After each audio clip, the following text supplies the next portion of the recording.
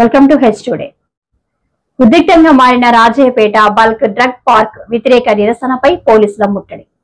చర్చలకు రాని కలెక్టర్. అనకాపల్లి జిల్లా పాయకరావుపేట నుండి నివేదిక. ఉద్రిక్తంగా మారిన రాజయ్యపేట బల్క్ డ్రగ్ పార్క్ వ్యతిరేక నిరసనపై పోలీసుల ముట్టడి. చర్చలకు రాని కలెక్టర్. అనకాపల్లి జిల్లా పాయకరావుపేట నుండి నివేదిక.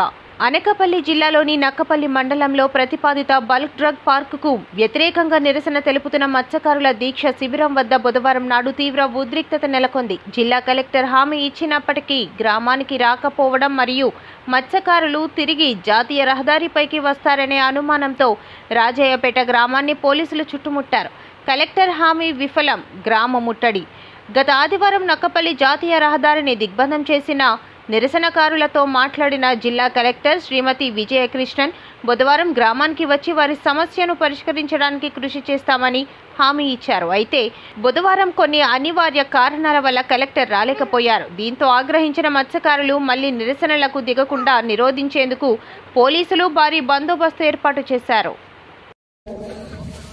సముద్రం మీదకి వెళ్తే గనక వాళ్ళకి కడుపు నిండే పరిస్థితి లేదు. మరి 32 రోజులుగా శాంతియుతంగా చట్టాన్ని చేతిలో తీసుకోకుండా వాళ్ళందరూ నిరసన తెలియజేస్తుంటే ఈ రోజు అధికార పక్షం ఏం చేస్తుందని నేను అడుగుతా ఉన్నాను. రెండోది, మరి గౌరవనీయులైన హోంమంత్రి గారు ఆ రోజు ఏం మాట్లాడారు, ఇప్పుడు ఆవిడ గారు ఎక్కడున్నారని నేను మిమ్మల్ని అందరూ ప్రశ్నిస్తా ఉన్నాను. ఆవిడ మాటలు ఒక 2 నిమిషాలు మీరు మాట్లాడితే అప్పుడు నేను పూర్తిగా క్లారిటీ ఇస్తాను. ప్రభుత్వానికే నేను క్లారిటీ ఇస్తాను.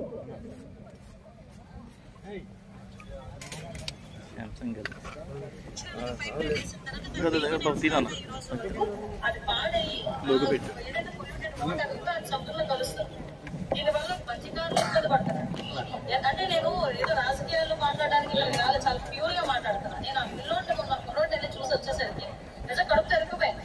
13 సంవత్సరాల పిల్లోడు కిడ్నీ లేదేంటమ్మా.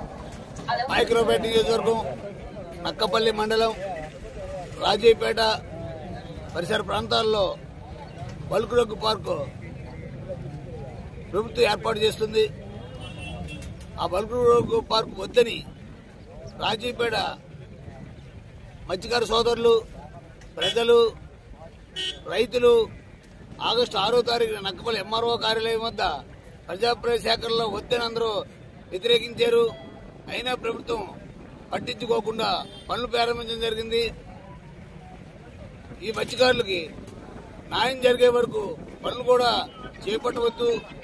అలాగే ఈ రోజుకి నిరసన దీక్ష మొదలుపెట్టి 32 రోజులు అవుతుంది. ప్రభుత్వం అధికారులు కానీ, రాజకీయ నేతలు కానీ, ప్రజాప్రతినిధులు కానీ ఎవరు కూడా వాళ్ళ గోడు వినడానికి ఒక్కరు కూడా రావట్లేదు. చాలా అన్యాయం. ఇప్పటికైనా సరే ప్రభుత్వం పట్టించుకొని ఈ బల్క్ డ్రగ్ పార్క్ రద్దు చేయవలసిందిగా కోరుతూ, అలాగే ఏదో పాకిస్తాన్ కి బోర్డర్ లాగా సుమారు 2000 మంది పోలీసులతో పహరా కాయిస్తూ చాలా ఘోరమైన పరిస్థితి. ఎక్కడైనా హత్యలు జరుగుతున్నాయా, లేకపోతే గొడవలు జరుగుతున్నాయా, దొమ్మిలు జరుగుతున్నాయా, ఏమీ లేకపోయినా సరే నక్కపల్లి నుంచి 6 కిలోమీటర్ల దూరంలో సుమారు 2000 మంది పోలీసుల్ని మోహరించడం అన్యాయం. ప్రభుత్వం ఇప్పటికైనా ఈ సమస్యను పరిష్కారం చేయాలని కోరుకుంటున్నాం. శాంతియుత మహాధర్నా ప్రధాన ఉద్దేశం ఏంటంటే, ఇక్కడ నిర్మించబోయే బల్క్ డ్రగ్ అనే ఫ్యాక్టరీస్ ని, బల్క్ గా వచ్చే ఫ్యాక్టరీస్ ని మాకు వద్దనేసి ప్రధాన డిమాండ్ అండి. దీనివల్ల వచ్చే ఇబ్బందులు ఏంటంటే, గ్రామంలో ఇప్పటికే వేట తగ్గింది. అలాగే చుట్టుపక్కల విలేజ్లకు వెళ్ళి సంవత్సరంలో ఒక 6 నెలలు బయటికి వెళ్ళి వేటాడుకుంటున్నారు. పూర్తిగా మత్స్య సంపద నశించిపోతుందన్న భయంతో ఒక రకమైన జీవనపరమైన బ్రతుకు పోరాటంలో భాగంగా ఆందోళన చెందుతున్నారు. అందువల్ల ప్రభుత్వాలు కొద్దిగా ఆలోచించి ఈ పేద మత్స్యకారులు ఏమైపోతారు, ఎలా బ్రతుకుతారు, బలమైన ఆస్తులు ఉండవు, అటు తిరిగితే సముద్రం తప్ప వేరే తరతరాలుగా వందల సంవత్సరాల నుంచి ఎటువంటి పేదరికంలో మగ్గుతున్నారనేది ప్రభుత్వాలకు కూడా తెలుసు.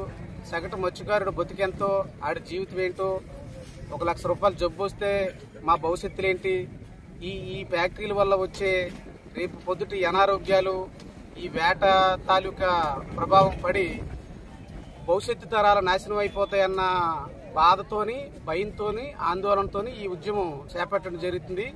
ఈ బల్క్ డ్రగ్ అనేది ఎట్టి పరిస్థితుల్లోనూ రద్దయ్యే వరకు ఈ పోరాటం కొనసాగుతుంది. Okay sir.